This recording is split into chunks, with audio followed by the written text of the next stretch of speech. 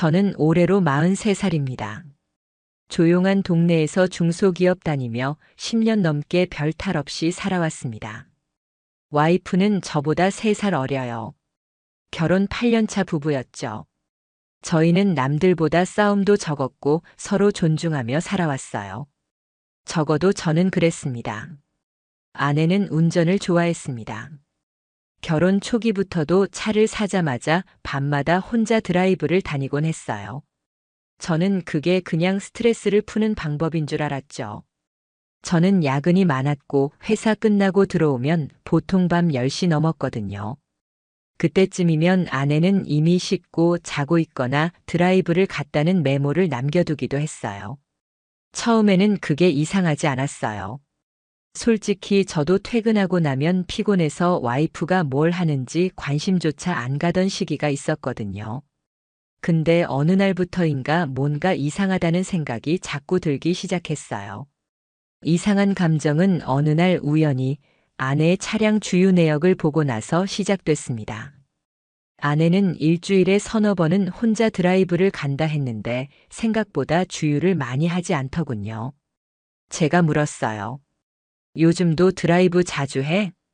아내는 대답했어요. 그럼 거의 매일이지. 그 대답을 듣는 순간 머릿속에서 알람이 울렸어요. 운전을 그렇게 자주 다니는데 기름은 왜 안 들어가는 거지? 저는 그때부터 의심을 품기 시작했어요. 그리고 다음 주말. 저는 일부러 아내에게 회사에 출근한다고 거짓말을 하고 집을 나섰습니다. 아내는 평소처럼 머리를 묶고 트레이닝복을 입고 운전석에 올라탔어요. 저는 조용히 제 차를 몰고 그녀를 미행했습니다. 첫 목적지는 도심 외곽의 한 대형마트였어요. 마트 입구 근처에 차를 세운 아내는 차에서 내리지도 않고 계속 휴대폰만 들여다보고 있었어요. 그렇게 20분 정도 지나자 한 남자가 나타났습니다. 마치 약속이라도 한 듯이 운전석 쪽으로 다가와 손을 흔들었고 아내는 아무렇지도 않게 조수석 문을 열어줬어요. 그 장면을 보는 순간 손에 들고 있던 물이 바닥에 떨어졌어요. 남자는 차에 올라타더니 둘은 그대로 출발했습니다. 저는 뒤따라갔어요. 신호를 지켜가며 조심스럽게 따라갔지만 제 심장은 미친 듯이 뛰고 있었어요. 믿을 수 없다는 감정과 함께 무언가 무너지는 느낌이 동시에 밀려들었어요. 둘이 도착한 곳은 외곽 쪽에 있는 오래된 폐산업단지였어요. 주말이라 사람도 없고 차량도 거의 없는 곳이었죠. 둘은 차를 그 안쪽으로 몰고 들어갔고 저는 근처 언덕 위에 차를 세우고 그걸 지켜봤어요. 거기서 1시간 아무 일도 없이 차는 그대로 멈춰 있었고 저는 그 안에서 무슨 일이 벌어지고 있는지 상상조차 하기 싫었어요. 정말이지 눈을 감고 싶었어요. 1시간 반쯤 지나서야 둘은 다시 차에서 내렸고 남자는 차에서 무언가를 들고 사라졌어요. 아내는 혼자서 차를 몰고 돌아왔고 저는 그제야 집으로 향했습니다. 그날 밤 저는 아무 말도 하지 않았습니다. 아내는 평소처럼 들어와 씻고 자리에 누웠고 저는 거실 소파에서 눈도 감지 못한 채 앉아 있었어요. 머릿속에 수천 가지 생각이 떠올랐어요. 혹시 친구일까? 내가 오해하는 건 아닐까? 그런데 이상하게도 제 마음속 깊은 곳에서는 이미 모든 걸 알고 있었던 것 같았어요. 며칠 후 저는 결심했어요. 확실한 증거를 잡아야겠다. 그 길밖에 없다고 생각했어요. 그래서 그녀의 차량에 몰래 위치 추적기를 설치했습니다. 인터넷에서 몇만 원이면 살 수 있었고 블루투스 기반의 실시간 위치 알림이 되는 기계였어요. 설치를 한 날도 아내는 평소처럼 드라이브를 나갔습니다. 저는 핸드폰으로 그녀의 움직임을 추적하며 기다렸어요. 위치는 강남 외곽의 한 주택가 근처로 잡히더라고요. 그날 이후 저는 아내의 드라이브를 추적하기 시작했어요. 위치는 놀랍게도 일정한 패턴을 보였어요. 특정 요일, 특정 시간, 그리고 특정 장소. 첫째, 수요일과 금요일에 반드시 나갔고 둘째, 밤 9시에서 11시 사이 일정한 경로를 움직였고, 셋째, 항상 한적한 외곽이나 야산 근처로 향했어요. 저는 그 위치들을 지도에 표시해 보기 시작했어요. 그랬더니 그 장소들이 전부 낙후된 모텔촌 근처라는 걸 알게 됐습니다. 도대체 이게 뭐지? 왜 이런 곳을 가는 거지? 저는 점점 미쳐가는 것 같았어요. 아내는 여전히 제 옆에서 아무렇지도 않게 생활하고 있었고, 저는 그런 사람을 매일같이 보며 의심과 고통 사이에서 몸이 망가져가고 있었어요. 저는 결심했어요. 추정만 하지 말고 증거를 잡자, 직접 가자. 그래서 다음 드라이브 날 저는 현장에서 기다리기로 했습니다. 위치를 확인하고 차를 몰아 그 근처 야산 아래에 차를 세웠어요. 불이 꺼진 모텔촌이 길게 늘어서 있었고 곳곳엔 CCTV도 없어 보였어요. 저는 숨어서 아내의 차가 오기만을 기다렸어요. 그날도 아내는 나타났습니다. 조수석에는 또 다른 남자가 탔고 둘은 너무나도 익숙하게 모텔 안으로 들어갔습니다. 저는 입술을 깨물며 그 장면을 지켜봤어요. 피가 날 때까지 참았어요. 그때 제 마음속에서 뭔가 툭 하고 끊어지는 소리가 들렸습니다. 이건 단순한 불륜이 아니었어요. 계획적이고 반복적이고 제가 아무것도 모를 거라는 확신을 가지고 매주 계속된 일탈이었어요. 저는 거기서 주먹을 꽉 쥐고 핸드폰으로 그 장면을 찍었습니다. 흔들리는 손으로 영상을 찍으며 속으로 중얼거렸어요. 이건 절대 그냥 넘어가지 않겠다. 그날 이후 저는 사람 자체가 바뀌었습니다. 더 이상 웃지도 않았고 말도 아꼈습니다. 회사에서도 웃는 낯을 보여주던 제가 입을 꾹 다물고 다니자 사람들이 이상하다고 했어요. 하지만 저는 신경 쓸 수 없었어요. 제 안에 분노와 억울함이 산처럼 쌓여 있었거든요. 어떻게 나한테 이럴 수가 있는지, 내가 뭘 그렇게 잘못했다고 이게 내가 받을 대가였는지. 그리고 저는 더 깊이, 더 철저히 진실의 끝을 향해 파고들기로 했습니다. 다음 날부터 저는 회사를 조퇴하거나 연차를 쓰면서 아내의 움직임을 본격적으로 추적하기 시작했습니다. 더는 눈으로만 보지 않기로 했어요. 이번엔 직접 물증을 확보하자는 심정이었습니다. 첫 번째로 한 일은 아내의 내비게이션을 확인하는 것이었습니다. 퇴근하자마자 저는 그녀의 차 열쇠를 몰래 챙겨 차 안으로 들어갔고 내비게이션 설정에 접속했습니다. 최근 목적지 목록을 본 순간 저는 말문이 막혔습니다. 그 안에는 일반적인 마트나 카페 같은 목적지가 아니었어요. 전부 산장 모텔, 별빛 쉼터, 서초 1인 스파룸 같은 이름들로 가득했어요. 가장 자주 보였던 내비 목적지는 애월가든 스테이. 저는 들어본 적도 없는 곳이었어요. 검색해보니 외곽 국도에 위치한 조용한 펜션형 모텔이더군요.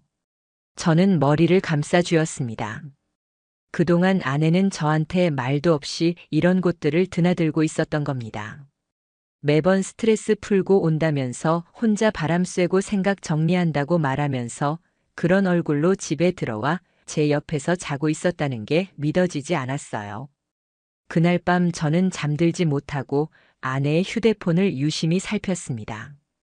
아내는 평소에도 비밀번호를 자주 바꾸는 편이었는데 운 좋게도 어느 날 그녀가 욕실에서 급히 들어간 틈을 타 잠금 화면을 넘길 수 있었습니다.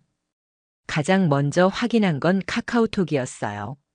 그런데 예상과 달리 의심스러운 대화는 거의 없었어요. 대신 이상하게도 메모장 앱이 최근 사용 항목 1순위로 떠 있었어요. 호기심에 메모장을 열어보고서 저는 말문이 막히고 말았습니다. 거기에는 날짜별로 기록된 글들이 있었어요. 거의 매일같이 적혀 있었고 제목도 없었습니다. 내용은 대부분 이랬어요.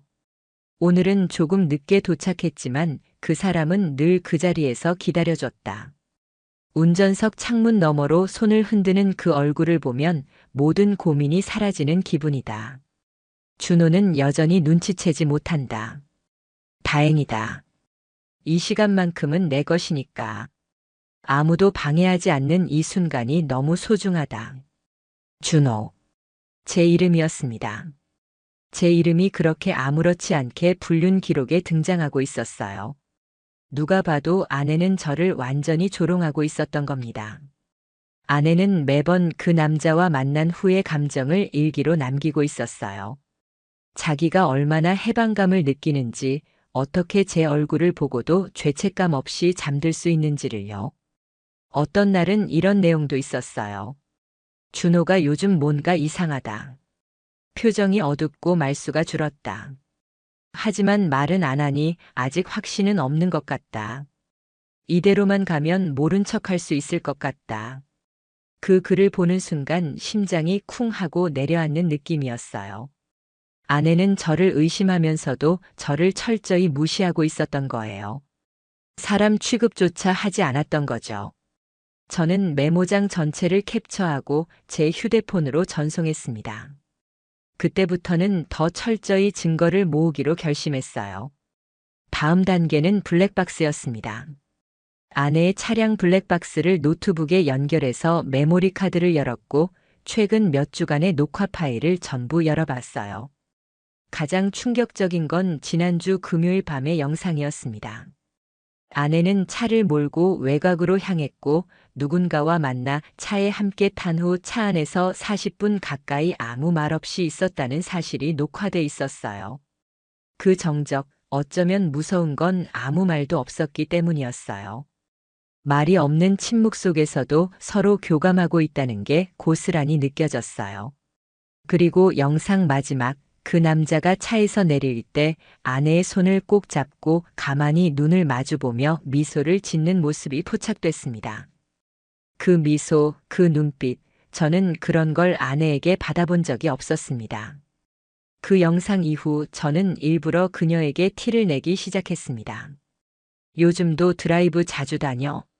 혼자 가는 거야? 아니면 누구 만나?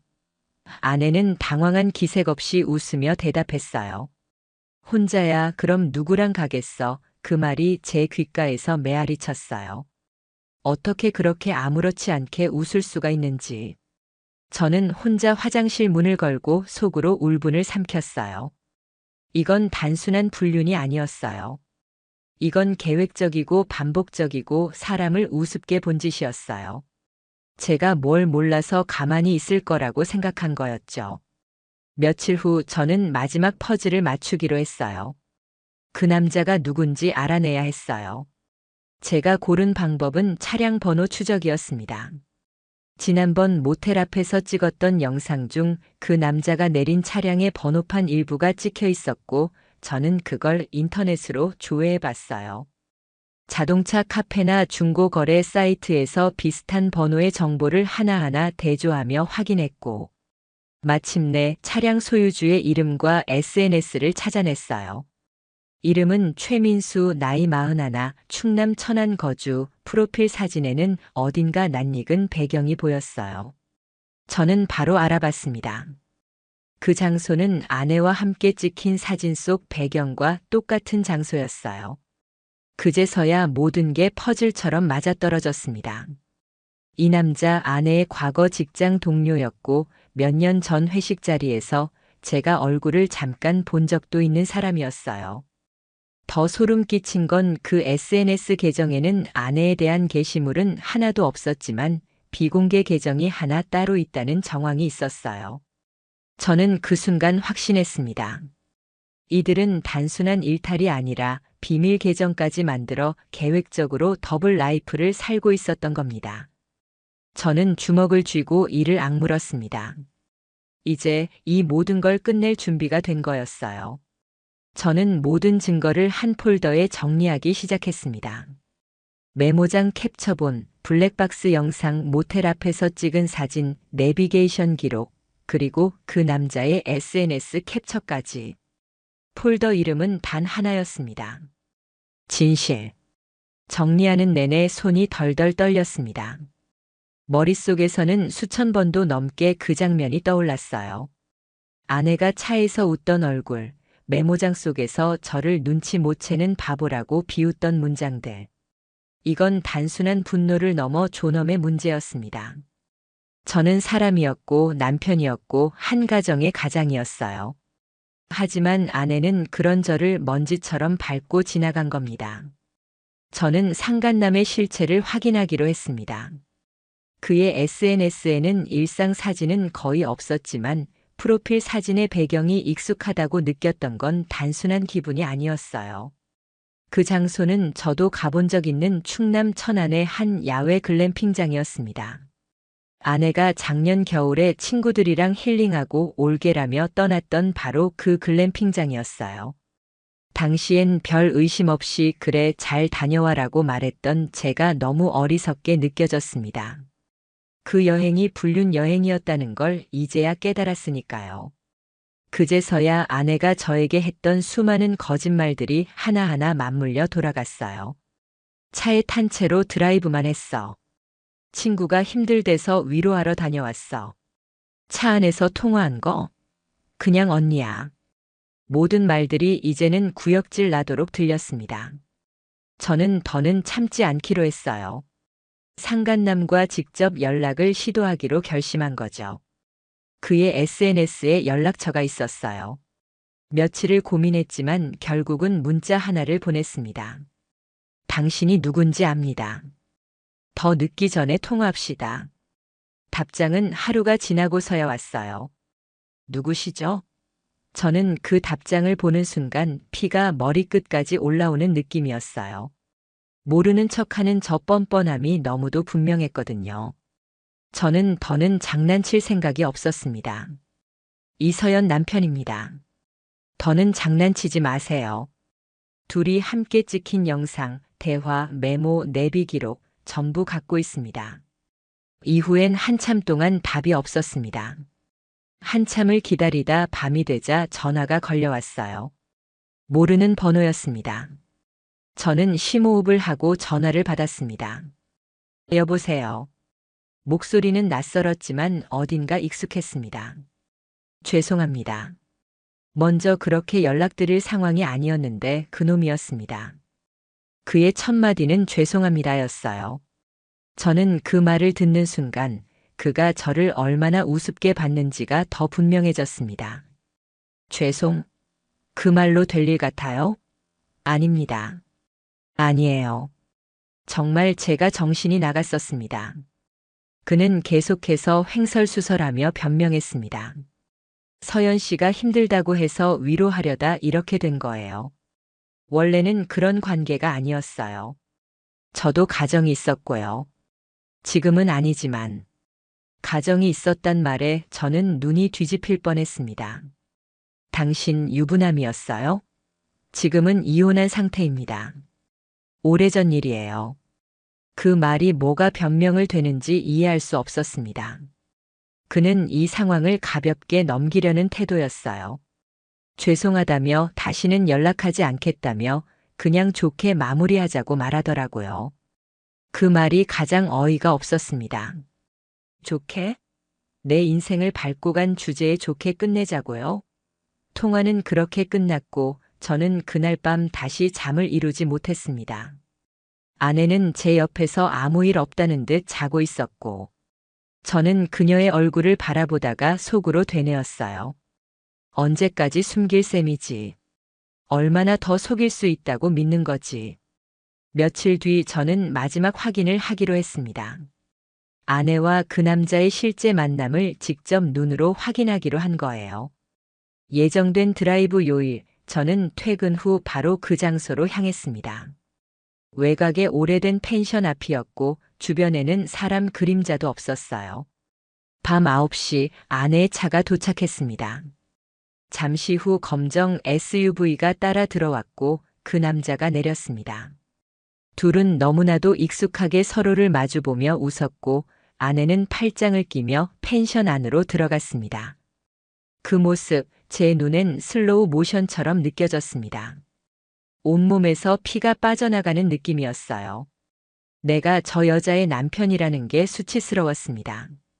지금껏 내가 지켜온 가정이라는 게 이렇게 쓰레기처럼 버려질 수 있다는 게 분했습니다. 저는 핸드폰으로 영상과 사진을 전부 찍었고 바로 다음 날 변호사 사무실을 예약했습니다. 이제는 더 이상 물러설 수 없었습니다. 더는 봐주는 것도 없고 용서도 없었습니다. 저는 복수를 준비하기로 했습니다. 법으로, 현실로, 그리고 진실로. 변호사 사무실은 회사 근처 조용한 골목에 있었습니다. 저는 아내가 모르는 날을 골라 연차를 쓰고 상담을 받으러 갔어요. 접수대에서 기다리는 동안에도 손에 든 USB를 꼭 쥐고 있었습니다. 거기에는 아내와 그놈의 모든 흔적이 담겨 있었으니까요. 변호사는 중년 남성이었고 말투는 차분했습니다. 증거는 어느 정도 확보하셨습니까? 저는 USB를 내밀며 말했습니다. 영상, 내비 기록, 대화 캡처 다 있습니다. 변호사는 파일을 하나하나 살펴보더니 고개를 끄덕였습니다. 불륜 증거로는 충분합니다. 재산 분할과 위자료 중심으로 가시죠. 그 말에 저는 잠시 멈칫했어요. 위자료는 얼마나 받을 수 있나요? 통상적으로는 이 정도면 2천에서 3천까지도 가능합니다. 상간남에게도 소송 가능합니다. 그 말이 제게는 희망처럼 들렸습니다. 단순한 돈 문제가 아니었어요. 정당한 대가를 치르게 하고 싶었습니다. 변호사는 증거들을 복사해 갔고 저는 이후 절차를 정리해 들었습니다. 이혼 서류, 재산 목록, 아내의 인적사항, 상간자 이름, 주소, 차량 번호. 저는 빠짐없이 정리해서 전달했습니다. 그리고 그날 저녁 저는 집에 돌아와 마지막 심리전을 시작하기로 했습니다. 아내는 평소처럼 거실에서 드라마를 보고 있었어요. 저는 아무 말 없이 식탁에 앉았고 그녀는 먼저 말을 걸었습니다. 오늘은 일찍 왔네. 피곤했어? 저는 TV를 보며 말했습니다. 서연아, 너한테 물어볼 게 있어. 아내는 당황한 기색 없이 대답했어요. 뭔데? 저는 조용히 USB를 꺼내 테이블에 올렸습니다. 그녀는 그걸 보더니 순간 눈빛이 딱 굳었어요. 이게 뭔데? 모든 거. 그 짧은 두 마디가 대화를 끝내버렸습니다. 아내는 말을 잇지 못했고 표정은 점점 하얗게 질려갔어요. 저는 말했습니다. 몇 달 동안 보고 듣고 추적하고 다 정리했어. 너랑 그 인간이 뭐 했는지 다 알아. 아내는 입을 열었지만 아무 말도 하지 못했어요. 눈동자가 계속 흔들렸고 손이 떨리고 있었어요. 어떻게 알았어? 그 말에 저는 소리내어 웃어버렸어요. 내가 그렇게 허술할 줄 몰랐지. 메모장, 내비, 블랙박스, 영상, 사진, 대체 뭘 숨겼다고 생각한 거야. 아내는 손으로 입을 가리고 눈을 질끈 감았습니다. 미안해. 진짜 미안해. 그 말이 정말 어이가 없었어요. 지금까지 나를 바보처럼 만들고 매일 내 옆에 누워 거짓말을 하던 사람이 그 모든 걸 들켰더니 이제 와서 미안이라니요. 그 사람 누구야? 회사 다니다 알게 된 예전에 저는 말을 끊었습니다. 최민수, 천안, 펜션, SNS 다 알아. 아내는 완전히 무너진 표정이었어요. 소리도 못 내고 그냥 울기 시작했습니다. 눈물로 해결될 문제가 아니었어요. 이혼해. 이미 변호사랑 상담도 끝났고 서류도 준비됐어. 잠깐만 제발 한 번만. 아내는 바닥에 무릎을 꿇었어요. 손으로 제 바지를 붙잡고 고개를 떨궜습니다. 내가 잘못했어. 그 사람하고는 진심 아니었어. 그냥 그때 잠깐 흔들린 거야. 그 말을 듣는 순간 제 안에서 뭔가 폭발하는 것 같았어요. 그때 잠깐 영상만 몇 달이고 일기까지 쓰고 드라이브 코스까지 짜면서 그게 잠깐이야? 저는 아내의 손을 떼어내고 일어섰습니다. 하던 짓 다 해놓고 이제 와서 사정하는 거 역겨워. 하늘이 무너져도 용서 못해. 아내는 눈물을 흘리며 말했어요. 준호야. 하필 왜 그날? 왜 그걸 봤어? 그 말이 너무나 황당했어요. 하필 그날? 자기 죄를 후회하는 게 아니라 들킨 타이밍을 후회하고 있었다는 그 말 한마디에 저는 더 이상 아무 감정도 느끼지 못했습니다. 저는 방으로 들어가 서류를 꺼내와 테이블에 던졌습니다. 이혼 서류야. 사인해. 안 하면 법적으로 진행할 거고 상간자 소송도 걸 거야. 그녀는 고개를 숙인 채 입술을 깨물었습니다. 내가 지금 너한테 자비를 베풀어야 할 이유가 없어. 너한테 뭐 하나 남기고 싶은 것도 없고 그냥 법대로 갈 거야. 그날 밤 아내는 거실에서 울면서 잠들었고 저는 침대에서 벽을 바라보며 숨을 죽이고 누워 있었습니다. 마치 누군가 제 심장을 망치로 두드리는 것처럼 가슴이 아팠습니다. 이 집의 공기, 이 집의 침묵 모든 게 저를 짓누르고 있었어요. 하지만 저는 이걸 끝내기로 결심했습니다. 단 하루도 더는 이 거짓된 공간에서 살지 않겠다고. 다음 날 저는 짐을 쌌습니다. 출근한다고 말하고 나와서 그대로 모텔에 투숙했어요. 이제 이 집은 저한테 아무 의미도 없었습니다.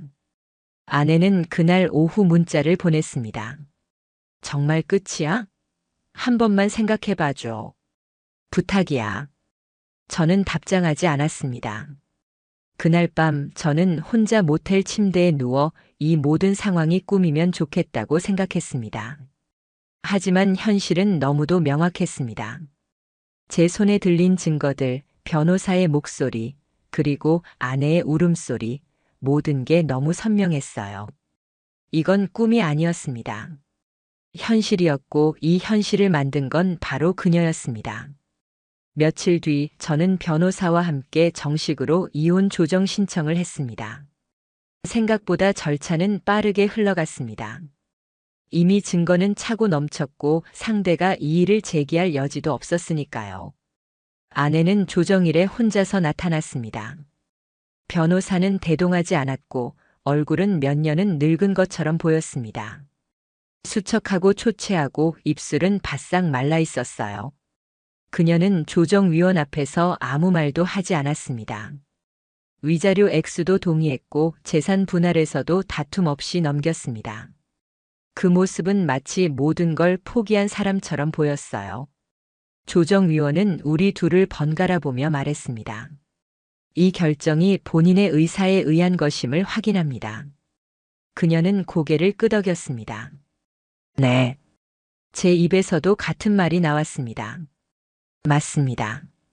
그렇게 서류는 처리됐고 며칠 후 법원으로부터 이혼 확정 통지를 받았습니다. 종이 한 장 그 한 장이 8년의 결혼 생활을 잘라냈습니다.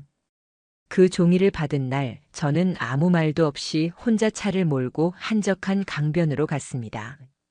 차 안에서 서류를 들여다보며 한참을 앉아 있었습니다. 아무런 감정이 들지 않았어요. 슬픔도 아니었고 기쁨도 아니었어요. 그저 허무했어요. 그동안 지켜온 게 이런 식으로 끝날 거라는 걸 저는 한 번도 상상한 적이 없었습니다. 결혼이란 게 이렇게 툭 끊어지듯 끝날 수 있는 거였는지 그 현실 앞에서 저는 아무것도 아니었습니다. 그리고 그 다음은 상간자 소송이었습니다. 최민수는 처음엔 대응하지 않았습니다. 내용 증명을 보내도 묵묵부답이었고 변호사를 선임하겠다는 말도 없었어요. 그렇게 시간이 흘러 정식 소송에 돌입했고 드디어 그는 답변서를 냈습니다. 답변서에는 말도 안 되는 소리들이 써 있었습니다. 피고는 원고의 배우자인 이서연과 단순한 감정 교류를 했을 뿐임. 피고는 원고의 배우자가 불행하다고 주장해 동정심에 휘말렸음. 그걸 읽는 순간 저는 분노보다 비웃음이 먼저 나왔습니다. 도대체 이 정도 수준의 변명이 법정에서 먹힐 거라 생각한 건지. 저는 추가 증거를 제출했습니다. 모텔 앞 영상, 차량 블랙박스, 그리고 내비 기록 스크린샷, 무엇보다도 이서연의 메모장에 적힌 내용은 그 어떤 증언보다 강력한 증거가 되었습니다. 결국 재판은 제 손을 들어줬습니다. 판결문에는 이렇게 적혀 있었습니다. 피고 최민수는 명백한 부정행위로 인해 원고 가정에 심각한 피해를 초래했고 이에 대한 법적 책임이 인정됨. 위자료 1,500만 원을 지급할 것. 금액이 중요하지 않았습니다. 그 금액이 주는 무게, 그걸 감당하게 만들고 싶었어요. 내가 받은 고통을 수치로 계산해 전달한 것, 그게 위자료였던 겁니다. 소송이 끝나고 며칠 후 서연에게서 메시지가 왔습니다. 민수랑도 끝났어. 다 끝났어. 이제 어떻게 살아야 할지 모르겠어. 저는 답하지 않았습니다. 그녀가 어떤 감정으로 보냈는지 미안함이든 후회든 그건 이제 저랑 상관없는 감정이었어요. 그녀는 집을 나간 뒤 친정 근처 오피스텔에서 혼자 산다고 했습니다. 직장도 그만두었고 친구들과도 연락을 끊었다고 들었어요. 사람들은 말하겠죠. 벌 받는 거라고 자업자득이라고. 근데 저는 그 말을 들을 때마다 별 감정이 안 들었습니다. 그냥 모든 게 너무 늦었다는 생각뿐이었어요. 저는 회사를 잠시 그만두고 지방으로 내려가 조용한 곳에서 한동안 지냈습니다. 휴직계를 내고 혼자만의 시간을 갖기로 한 거죠. 새로운 사람을 만나야겠다거나 다시 가정을 꾸려야겠다거나 그런 생각은 아직 들지 않았어요. 그냥 조용히 나 스스로를 다시 믿는 시간이 필요했습니다. 밤마다 혼자 차를 몰고 도로를 달릴 때면 문득 그런 생각이 들었습니다. 아내가 말했던 그 드라이브라는 게 이런 기분이었을까?